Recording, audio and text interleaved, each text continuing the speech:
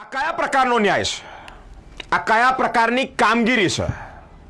તમારી સત્તા, સામર્થ્ય, ઐશ્વર્ય અને તમારો પાવર એ નબીરાઓ પર, એ બુટલેગરો પર વાપરો કે જે નબીરાઓ કાયદાને હાથમાં લે છે, જે નિર્દોષ લોકોને કચડી નાખે છે, જે તમારા કંટ્રોલમાં નથી ને તમારી સામે થાય છે.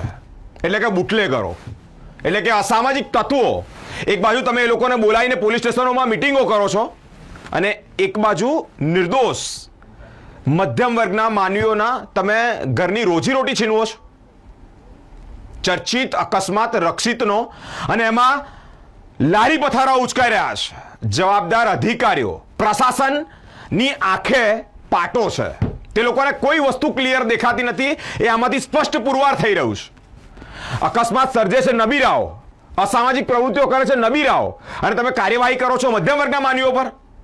લારી ગલ્લા છીનવાઈ રહ્યા છે. 45 ડિગ્રીના તાપમાનમાં વચ્ચે 200-500 રૂપિયા કમાઈને પોતાના ઘરનું ગુજરાન ચલાવે છે. એ લોકોની લારી ગલ્લા તમે હટાવ્યા છે.